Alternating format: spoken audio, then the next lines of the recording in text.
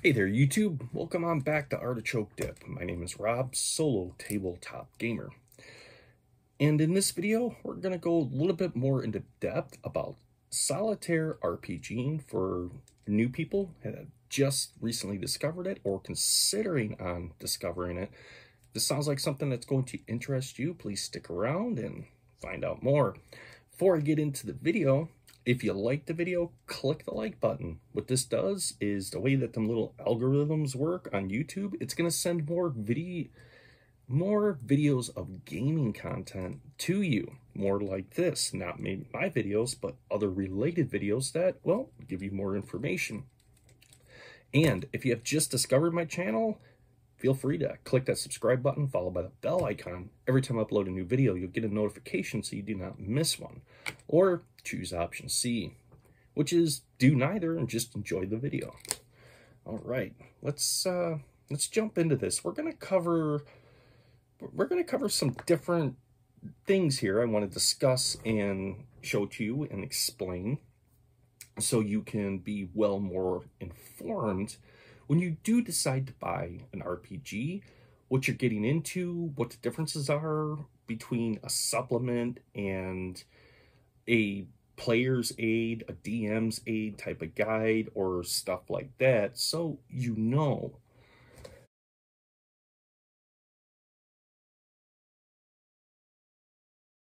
Now, first thing is first, getting into tabletop RPGs. Tabletop RPGs, the way I view them is there's two different standards. You have sandbox, and then you have, which is a more structured type of play, which is pre-written. Everything in there has already been written, and you just go through page by page and have your adventuring experience that way.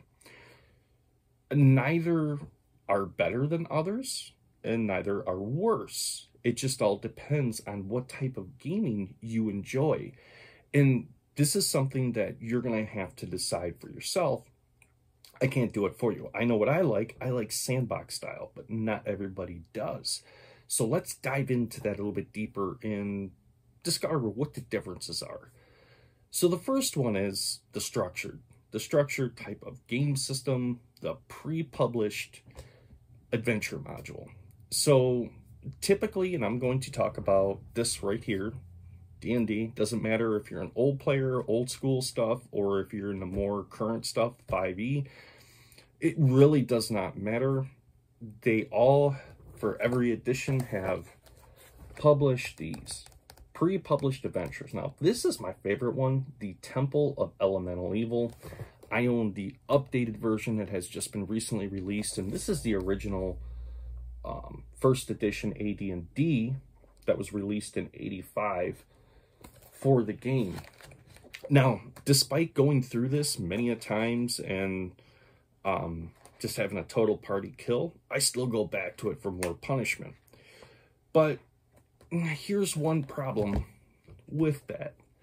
When you use these type of pre-published adventures, they're very, very good for one thing. A, they've been play tested. And with the play testing, they have adjusted to encounters and everything you're going to deal with in here and made it balanced, game balance.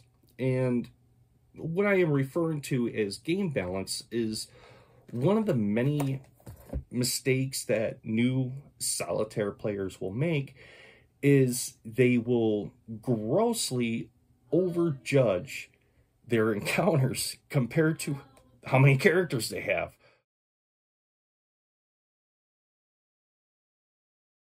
Which inevitably leads to total party kills. And they tend to get frustrated. And there's a few tips and tricks you can use to help balance that out. But one thing about a pre-published adventure is when you go through it, that work has already been done for you. So you get to experience how they would suggest that you would run the game at a game balance standpoint of view, when it comes to traps, when it comes to exploration, when it comes to all of these things, all your parameters and your encounters and everything are going to be figured into that. The downside to it is, after you have already went through it and experienced it, it's like reading a book. You have read it. and going back through a second time, you may enjoy it. I don't know. You could go back through it 100 times and maybe just enjoy it very much. But for a lot of people, after they have gone through it one time, well, at that point, they don't recapture that same amount of, ooh, cool, because they already know what's coming. The surprises have already been leaked out. Now, there's a couple of ways you can counter that. You can run through the module as written, play it, and learn it, and then go back through and change things, you know, to detail a little bit more to your playing taste, your playing styles. Maybe to increase encounter level or decrease encounter level, however you see fit, to fine tweak it to get it to where what works best for you. That's the benefits of pre-published adventures. Now, like I said, the downside is once you've gone through them, you've gone through them. The surprises are out. The genie's out of the bottle, and there's not a whole lot left to do there. Which gets me to the other one, Sandbox. Sandbox, oh man, I love Sandbox RPGs. Now, Sandbox RPGs have a heavy emphasis on randomized tables, randomized events. Everything is randomized, and you're rolling dice and literally putting your story together as you play and move along. I personally like this way because every time I sit down to play that game, it's a new experience, and not only that, the story basically writes itself. So I don't know what's going to happen next until I get to that game session. And that's what I love about it. That's the beauty of it, for the fact that it does have a high amount of replayability, and you are going to get a lot of time out of that, which is the way I like to go with my solitaire RPGs. So there's a couple of foods for thought there to kind of ponder on. What kind of RPG are you thinking about, you know, work best for you? Do you want something variably unpredictable and you never know what's going to happen next, which would be a sandbox? Or do you want something that's going to be more structured for you, that, you know, you're going to be able to go through that and say, okay, this is the way that they would recommend you to do it, but this is the way I see it would work better for me. Decisions are up to you and you alone, and you'll have to make those. But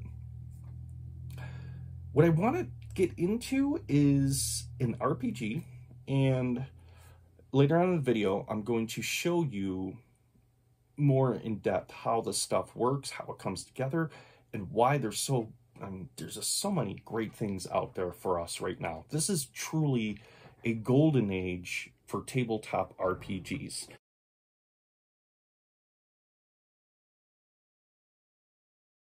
So let's move on to the RPG that I would recommend. I'm going to say, if you've never played an RPG, you have experienced what I talked about in the first video. If you haven't watched that first video I made, which was, if, you know, for people just getting into the hobby, maybe they haven't even bought an RPG book yet, and they're looking where to start. And, well, what do? Where does everybody typically go on the internet? Well, they're either going to go to Amazon or they're going to go to eBay, one of those two. And what are they inundated with? They're going to be inundated with this name right here. It's going to be everywhere. They paid a huge amount of money to get that marketing space to have that out there. Fair enough. But there are some really good systems out there that won't break the bank, that work very well solo. Love them. Go back to them. And I can't say enough. Particularly, I'm going to talk about the project I'm working on here in a little bit, and this is going to be the RPG that's actually going to power this little sandbox Frankenstein adventure thing I came up with. So, the game I am talking about is Swords and Wizardry.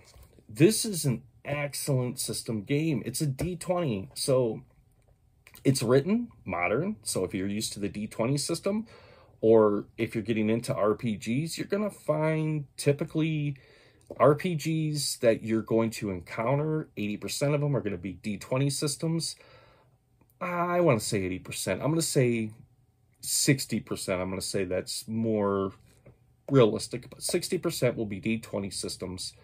You're going to have probably about 30%, 35% that will be D6 driven systems, and the rest you're going to find are going to be D100 systems.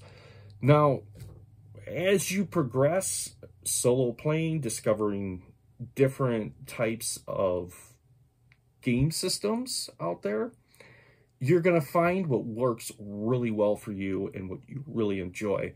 And I have found that typically people will find one dice mechanic driven type of RPG, and that's what they stick with. That's what they really like. It feels comfortable to them. It's easy for them to be able to navigate it quickly. They understand the rules or have made their own house rules to adapt to it. And for the vast majority of people out there, it's Dungeons and Dragons. It's where people in my age category experienced it, RPG, when they were kids. And we all, you know, I'm not going to say all, because there were people out there that were playing Palladium, and Teenage Mutant Ninja Turtles was another big one at that time. Toon by Steve Jackson Games. Now, this is, you know, growing up as a kid, other kids that you would meet at school that would talk about, you know, hey, this is what I'm recently playing. I just picked up. Have you checked this out? Have you checked that out? So there was a lot more than just D&D at that time. But, well, D&D was huge. And that's what this is. This is not D&D. I'm going to get that out right out the gate. This is not D&D. This is Swords and Wizardry. Swords and Wizardry is, at its core, based from basic D&D. But this has been so modernized. The rules are so simple. Clean, clear, concise, simple. Straight to the point. I love it. That's what I like about an RPG.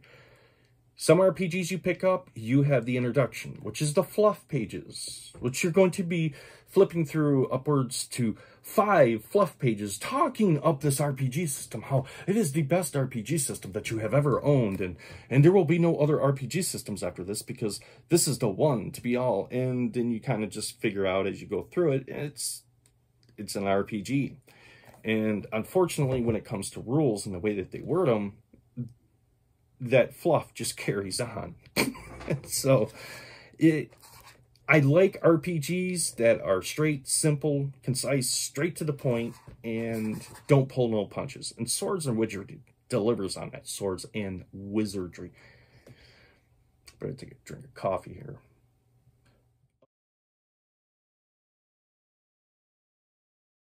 Oh, something I haven't said in a long time. So, if you're new and you're watching this and you're into gaming, just got into tabletop gaming, the secret, do you know what the secret to having a great game experience is? It's not dice, it's not furniture, it's not lighting, it's not music, it's not company, it's caffeination. The secret to excellent gaming is proper caffeination. Okay. So, jumping into Swords and Wizardry, and the first thing you're going to find when you get into this, if you've played D&D before, is there's going to be a lot of stuff that's going to be very familiar to you, and then there's going to be stuff that's not going to be so familiar to you, but you're going to understand it fairly quickly. One thing that I do like about Swords and Wizardry is the saving throw. You see the same thing in Castles and Crusades too, where they use one fixed number, and that's it. That is your saving throw number that you have to roll for, which in solitaire play is excellent because that makes things simple. And you're going to figure out whether your character saves or they don't save. So some RPG systems have a wide array of saving throws, and you pretty much have to make a decision how the saving throw works best for the situation your character is in, which sounds simple enough, you know, when it's explained. Okay, well, you know, but sometimes you're going to find with gaming, particularly whether you're playing in a large group or you're playing solitaire, and the way that an RPG can be extremely random and the story can change like that, that sometimes, well, you scratch your head and go, well, the save doesn't really fall into that. And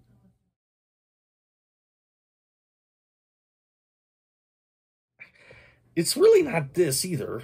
And that one's definitely out. So you have to sit there and think about that, and it takes away from your gaming time, because then what winds up happening, a lot of people, I think what they do is they dive back into the rules thinking, did I miss something? And then they get frustrated, and they typically put the RPG down. Some people will just outright maybe decide, hey, this hobby is not for me, or others will say, this isn't working, am I doing something right? When it's a frustration, whereas that one fixed saving throw value number eliminates all that. It's just gone. You don't have to think about that. Doesn't matter what situation you're in. If you have to roll a saving throw, here's the number. You best roll high, because if not, it's going to be a short game session for somebody. So that's the one thing that I do like about Castles and Crusades. I love it, especially for the solitaire experience. Now, everything else, if you're familiar with an RPG, these are going to be very simple. You're going to get your basic knowledge that you need to know. The best way I can explain this to you, the difference in these RPG systems compared to more modern RPG systems that we see out there. So this system would be like getting behind the wheel of, let's say, a 1968 Chevelle. Now, when you look at the instrument gauge cluster, you're not going to see much except for the bare essentials. Basically, you're going to see how many charging volts you have, where your oil pressure is at, your tachometer, your speed, your fuel gauge, and your engine temperature. And that's all you need for the vital systems of that vehicle to be able to run it. That's where 4 Against Darkness would be. Compared to getting behind the wheel of, I don't know, a 2022 Buick Rendezvous, let's say, and you turn on the ignition key and you see all these different types of symbols light up on your dashboard, and you just kind of look at it, and for a brief moment, you may snap back into remembering, how am I going to memorize all these symbols for Gloomhaven?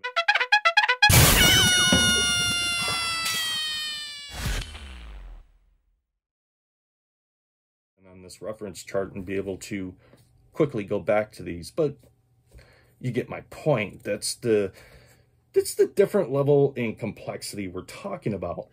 This one's very basic. It's going to give you that necessary information you need to know, and that's it. Whereas the other one's going to give you far more options and a lot more information, which gives you more freedom as a solitaire player or a player in a group to be able to really, really detail, imagine, and think how you want to create a character for this gaming session.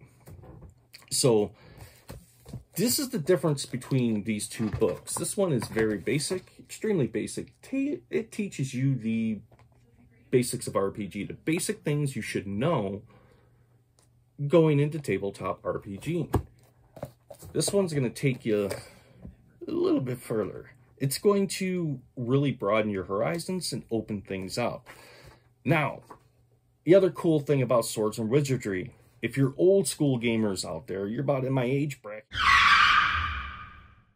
you've played all the editions of D&D and you've seen all the many changes over the years, and you're like, yeah, that's what I just need. Another freaking book to put on the shelf that basically I could grab this over here and play the same thing. Now, that's fair enough. That's fair enough, and that's a fair assessment, and I understand where you're coming from. But the cool thing about this particular book is the fact that it gives you a conversion table to where you can take old stuff like this and you can mix it with more modern stuff, whether you're playing the latest edition of Castles and Crusades, D&D, Pathfinder, whatever you're into and you're playing that's a D20 system. You could take these older systems and it gives you everything you need to know to convert it over into the system you're playing. Even if you really want to go old school revival and go back to the old edition, it has that in there and explains everything you need to know to be able to do that. So either or, you can use it as a D20 or you can take it, which is still a D20, but back to the old school ways of D20, where typically the way that I present this to people when it comes to the old school compared to the modern, you're rolling and you're adding. So you're taking your number and you're adding that to get to your final number to meet and or exceed the target number that your character is interacting with in the game.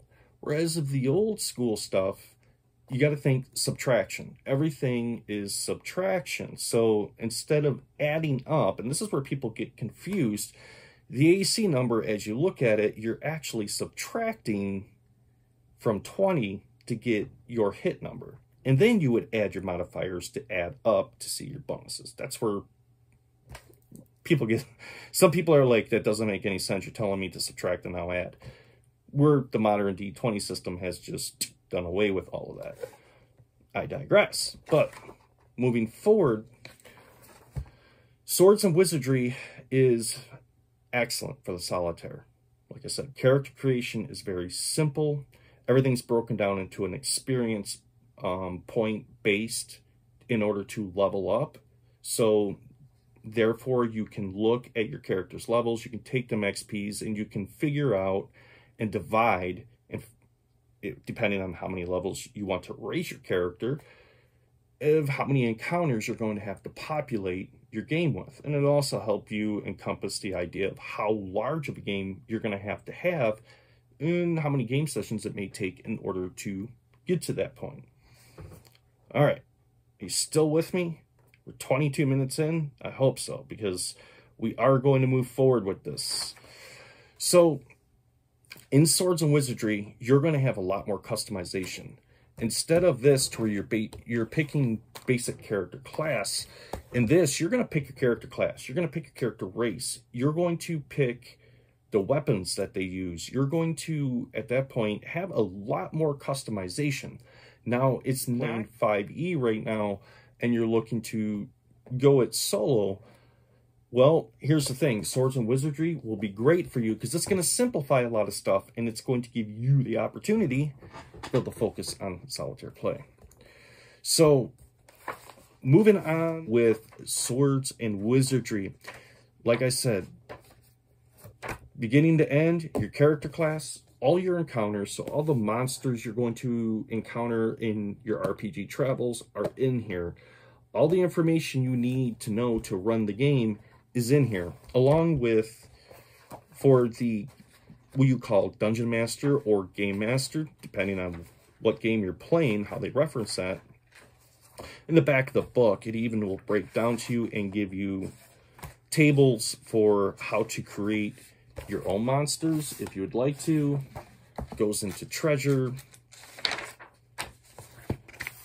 generating treasure hoards. So there's a lot of information contained within this book that'll keep you busy for quite a while and give you basic ideas to be able to make a decent, moderate dungeon crawl, is what I'm going to... It's pretty much what you're going to get out of this book. But we're going to go a little bit further, and I'm going to show you some other things that you can look for that'll help you solitaire.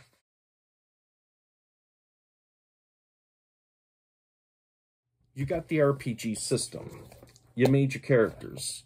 You have a basic idea of how you want to play a game system. Like, maybe you've seen a cool movie, or that maybe you read a really good book that inspired your mind, or watched a really good long series, maybe you binged watched on whatever streaming service it is that you enjoy, and you thought, man, that's really cool. I wish I could do something like that. Well, there's stuff out there that can help you with that. And they're excellent tools that I would suggest to anybody. If you're looking at creative writing and you're looking for sources to help you with that, these would be excellent for you. If you're just starting out and you're new to, it's a big task, solitaire playing, because you got to sit down, and if you want to play in a fantasy world, you either purchase pre-published that the work's done for you, pick a decent sandbox system, like Forbidden Lands is a good one. That's a really good sandbox system. Another one, The One Ring, is an excellent one, but we're not going to get into those too much right now, but a few examples out there. And, you know, they give you information to be able to build a world, but after a while, you do feel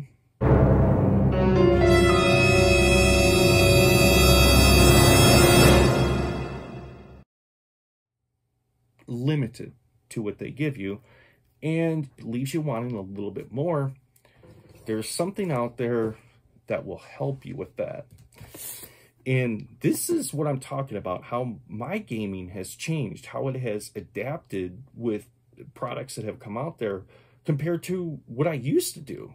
And what I did before the stuff that we have out today was I had made my own randomized tables. I had gone through and figured out, well, if I could have a randomized event, and that's what I did. And I had a loose leaf binder that had pieces of notebook paper with all my randomized tables, and I'd put them in there. But then, as this caught on, other things came out. Now, and this is what I'm talking about. This isn't an RPG system.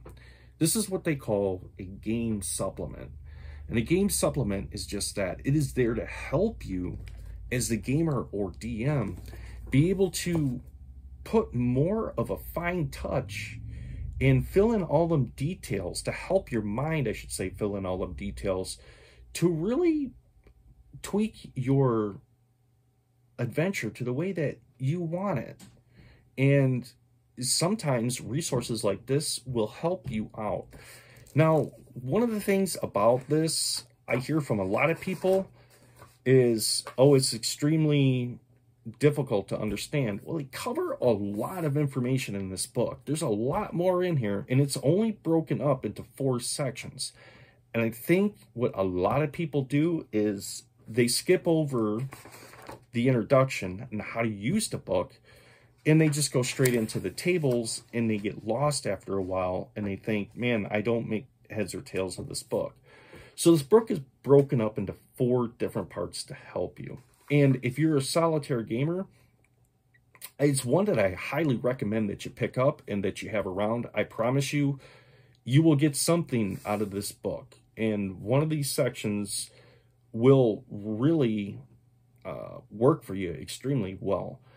So the first book that we get into is the Principles and Starting Points, which is extremely, extremely important. And this is going to go into adventure design. It's going to explain to you, this is some of the best ways to come up with them ideas to put adventures together.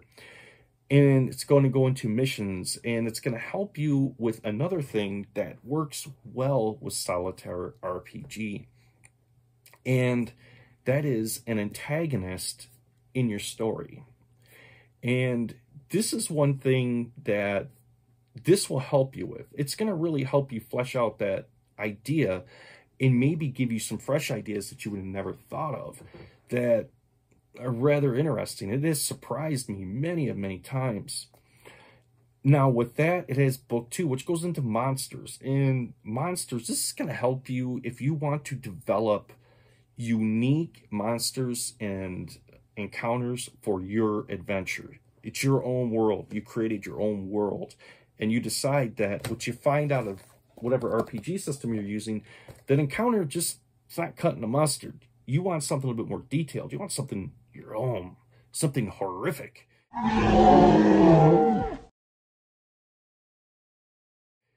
this will help you design and make that encounter.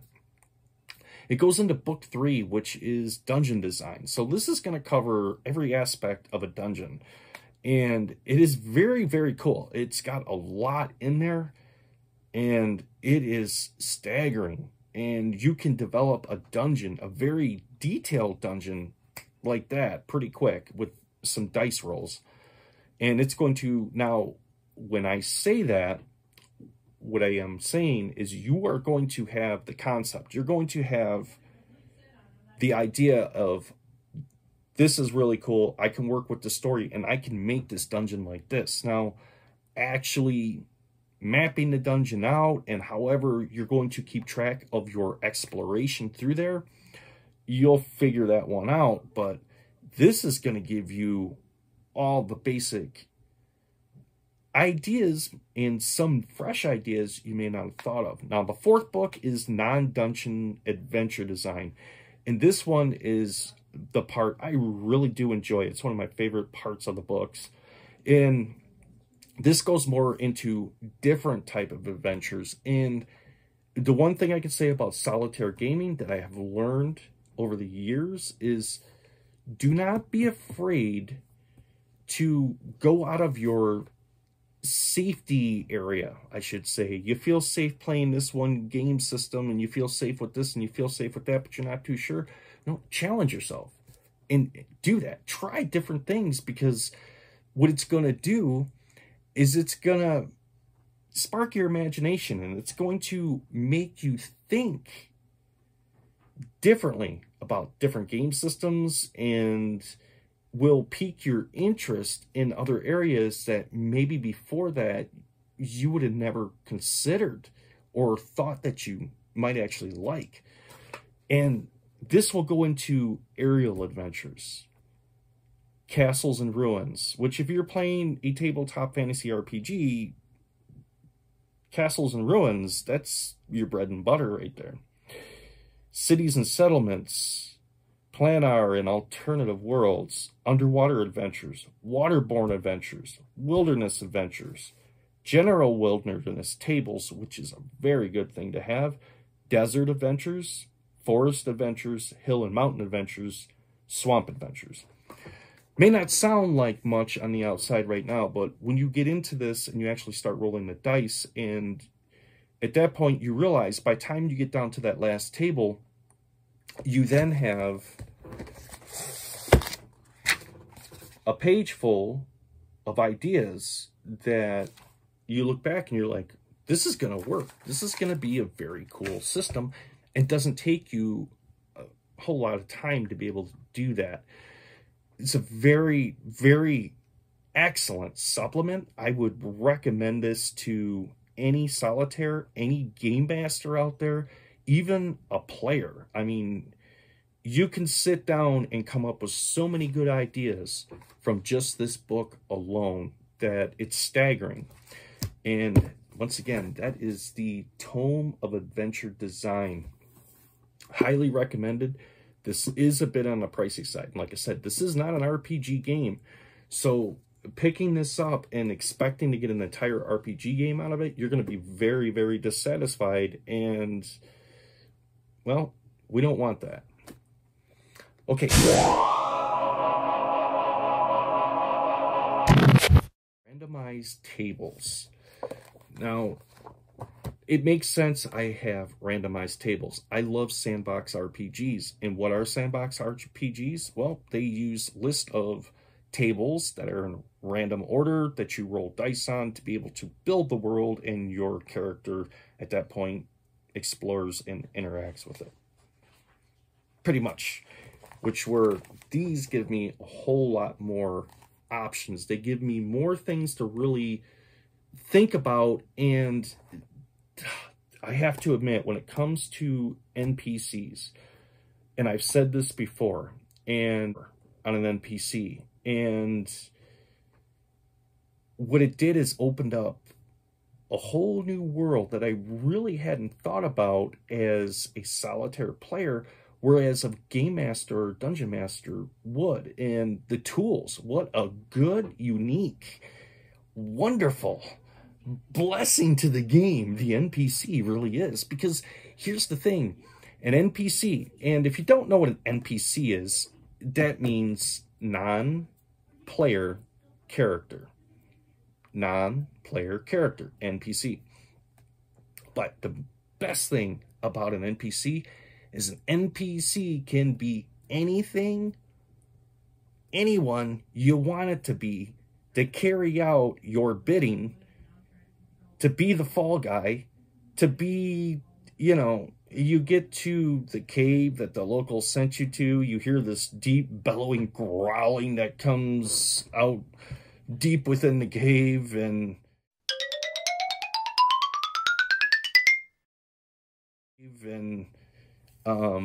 you think you see a flare-up of fire that comes rolling out, and you're going, yep, so anyways, we gave you money to show us the way and check it out, so after you.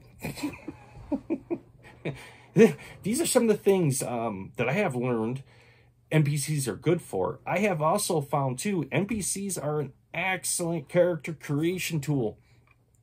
I have had several game sessions where I have sat down with my randomized tables, and I have come up with some excellent NPCs to the point to where they have become characters later on, to where I've been like, okay, this is just too good to let go. I just cannot... I could not go the rest of my gaming existence knowing that I left this NPC aside. Now, I'm not saying every NPC. I'm saying the ones that really stand out. The ones when I go to roll up them tributes and... not attributes, I'm sorry. When I go to roll up the interaction, the overall persona of the NPC and how my characters perceive it, and what it is capable of, whether it's magic, combat, healing, so on and so forth, are all taken into account. And sometimes I get some really cool combinations and I run with that, which gave me the idea for the character that I have made for the current system that I'm working on from Swords and Wizardry, which I call Batoma. More about that later, but it really, how do I put this? NPCs can be an excellent resource. Do not be afraid to dive into the NPC. Do not be afraid of investing maybe too much into the NPC, maybe too many tables or too much time. Trust me, unless you plan on killing the NPC off in the beginning, then at that point it should just be a cookie cutout NPC, because who cares? You're sending it off to its death anyways. Put some time into it, and you'll find...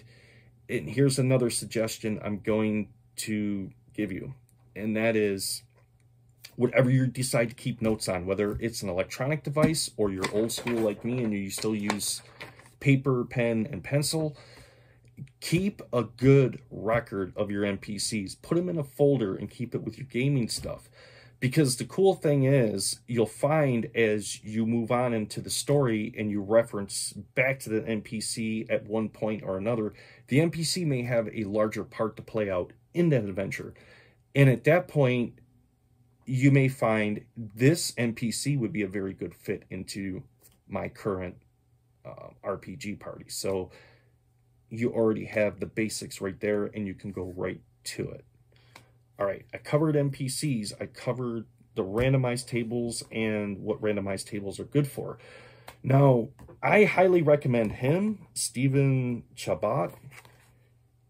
This guy, he writes excellent randomized tables. He gives a lot of stuff. I mean, granted, some of the tables are very basic, one word attached to a number, but the vast majority of them gives you a huge wealth of information, to where some of them you could build an entire scenario for your RPG just off of that one table alone, which is the way it was designed. I love it. I can't say enough about these. These are excellent. These are a more recent upgrade to my library that I had brought in, and they now have a place on my little shelving unit back here on my table, where they sit, and it's a mainstay of my table. Now, he has town tables, he has dungeon tables, and there's one that is tavern tables. And I kind of was like, I was on the fence about that one, particularly because a friend of mine had got me this book, which is another mainstay at my table, which is Remarkable Inns. And Remarkable Inns, oh man, this is an excellent, excellent book. Designing the tavern or an inn, and is one of those things typically in most games that is extremely cookie cutout. It's just, we all meet up in a tavern. You got the tavern wench over there, and there's the tavern keep over there, and then here's the bad guy over here, and you get the point. This is going to go further into depth. It's going to give you ideas on how magic can actually, if you will, I've done a few taverns this way, how magic can actually be tied into the tavern. Sometimes creating some very interesting results. It gives you a lot of things to go off here. It gives you a lot of cool ideas, particularly if you're playing solitaire, because it helps break things up. You're not just dealing with the tavern. You know, if you do it that way, you could just get a rubber stamp, and then however you're keeping track of your map, you could just go tavern, tavern, tavern. Just saying. Anyways, randomized tables. I have quite a few of them. There's all kinds out there. Some of them I will recommend to you that I have found and really enjoyed. This is one of my older ones. It's my trusty old 6-shooter, the Toolbox. This was a 3rd edition. Was not released through D&D, but was released through AEG, which is another gaming company. And really haven't seen a whole lot of any of their stuff lately. But then again, I really haven't been looking, so maybe that's why. The other one is Random Fantasy Tables by Paul Bello. This is an excellent book. It is chocked full of all kinds of stuff, aspects you can think of about RPG games. Answering questions from what's into a tomb, giving you quest ideas, so on and so forth. This will really help you out. It'll really help in a solitaire game, generating different concepts, ideas, items, magical effects, so on and so forth, that'll help with your game. He also has, I got the first one, which is the follow-up. I don't know if he came out with a third or not, but these 2 books right here are very, very, very good books. I use them a lot with, I should get this out. I am a huge fantasy buff. I love fantasy RPG and film and so on and so forth. So the vast majority of my library is fantasy. I got a little bit of sci-fi. I'm bringing more sci-fi into my gaming circle, but fantasy still dominates it. And the most recent one I have put in is this one right here, Untold Encounters of the Random Kind. It's a massive, massive book of randomized encounters and tables and all kinds of things you can think of in here. So when it comes to making a sandboxy RPG, keeping it randomized, keeping things new, I have enough resources to pull on. And these are all things 10 years ago, it was very hard to find. You basically wouldn't find anything like that. So, and I would I say that 10 years ago? I would say maybe 12 years ago. I'd say 12 years ago. It would be really, really hard to find. And then you just seen the explosion of RPG gaming again. And we have all kinds of stuff out there like this for us to enjoy, which is good. All right. So in this video, we covered quite a bit, talked your ear off quite a bit too about different things. We covered RPG game that I recommend for the solitaire player. And like I said, if you have just started out, you don't know where to start, where to begin, pick this up, give it a few dice rolls, sit down, spend some time with it, spend a few hours seeing how, you know, how you like that. If you like that and you're like, hey, this is cool,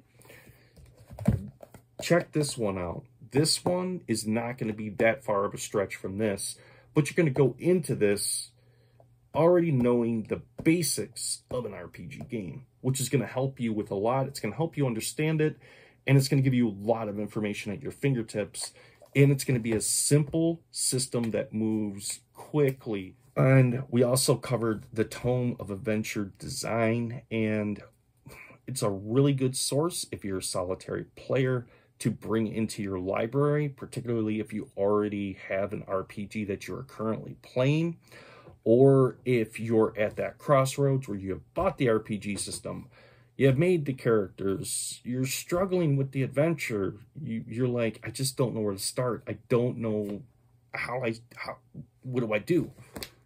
This will help you with that. And trust me, I can sit down and pick up a pad of paper and think of, you know, well, back in the day of blah, blah, blah, blah, blah, there was a blah, blah, blah, blah, blah, and blah, blah, blah, blah, blah, and go on, and probably come up with a pretty decent story, and I have in the past.